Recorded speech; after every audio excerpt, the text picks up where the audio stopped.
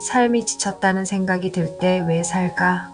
라는 생각을 한 번씩 해보죠. 법륜 스님은 왜 살까라는 생각을 하지 말고 어떻게 살까? 라고 생각하라고 하셨는데 너무나 당연한 말이라 저한테는 그 말이 위로가 안 되더라고요. 이 질문은 정말 깊고 개인적인 의미를 지닐 수 있어요. 철학, 종교, 심리학, 개인의 삶의 경험에 따라 답이 모두 다르겠지만 혹시 이런 생각이 든다면 이렇게 생각해 볼까요? 어떤 때 사는 게 의미가 없다고 느껴질까요? 매일 똑같이 반복되는 게 답답해서일 수도 있고 본인이 아무것도 아닌 것 같은 느낌이 들어서 사랑받지 못한다는 느낌이 들어서 뭘 해도 의미가 없다고 느껴져서일 수도 있어요. 나는 왜 살까? 라는 생각이 들 때, 사는 게 의미가 없다고 느껴질 때, 마치 세상이 색을 잃은 것처럼 보이죠. 이런 감정을 느끼는 사람이 생각보다 많아요. 이 감정은 틀린 게 아니에요.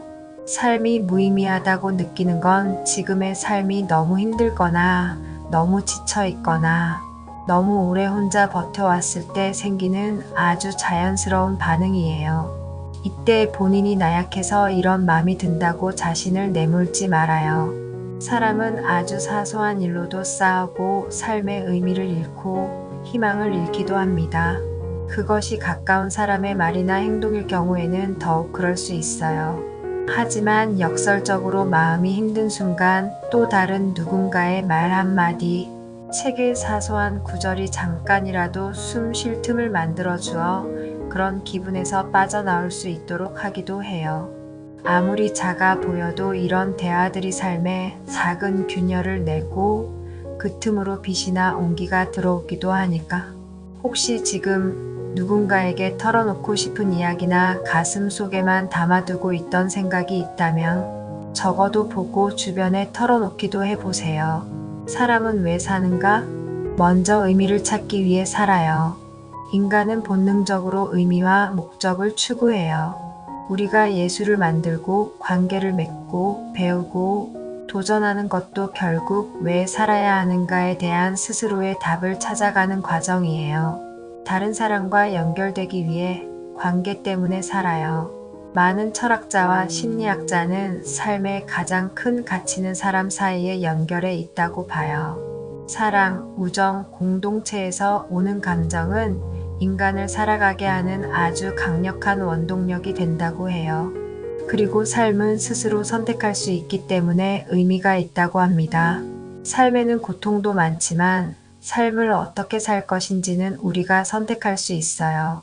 그 자체가 특권이라는 사람도 있어요. 무엇을 하든 어떤 길을 택하든 그 결정은 나에게 있어요. 마지막으로 아직 끝나지 않은 설렘과 희망이 있기 때문에 살아갑니다. 지금 힘들더라도 앞으로 무슨 일이 벌어질지는 아무도 몰라요. 그 모름과 가능성이 어떤 사람에게는 살아갈 이유가 되기도 해요. 이렇게 왜 사냐 묻고 그러면 이 마음이 어떻게 해야 나아질 것인지 생각을 한다는 자체가 아주 작게라도 나의 삶을 붙들고 있다는 증거예요. 이런 마음이 들 때 마음을 추스리려면 어떻게 해야 할까요? 먼저 지금의 나의 감정 받아주기. 내가 왜 이러지? 가 아니라 내가 지금 많이 힘들구나 라고 생각하고 억지로 기분을 바꾸려고 하지 말아요. 감정은 눌러 없애는 것이 아니라 흘려보내는 것이 더 쉬울 때도 있어요. 그리고 누구든 한 사람에게 말해요. 지인이든 상담사든 온라인이든 오프라인이든 말해서 혼자서 자신의 감정을 다 감당하려고 하지 말아요. 감정을 글로도 써보아요. 왜 이런 기분이 들까? 굳이 분석해서 글을 쓰지 않아도 돼요. 오늘의 나의 기분을 마음 가는 대로 적어 두는 것이 쌓여있는 생각들이 머리 밖으로 나오는 것만으로도 숨통이 트일 수 있어요. 그래도 견디기가 힘들면 전문가의 도움은 여러분의 선택이에요. 이것을 약점이라 생각하시면 안 돼요. 너무 오래 이런 상태가 지속된다면 심리상담사나 정신건강의학과를 찾아가는 건 더 나은 나의 삶을 위한 용기 있는 결정이에요.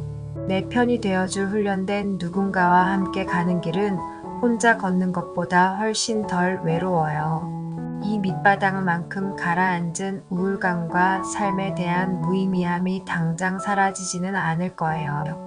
하지만 이런 글을 찾아본다는 것만으로도 당신은 자신의 기분을 마주하고 나아가는 방법을 생각하고 있을 만큼 용감한 사람이에요. 그러니 한바탕 펑펑 울고 또다시 내일의 작은 설렘으로 살아가 보아요. 순간순간 하루하루가 모여 인생이 되고 여러분은 그 위대한 하루를 살아내고 인생을 버텨내는 것만으로도 장하고 대견한 거예요. 그러니 힘들어도 우리 함께 살아보아요.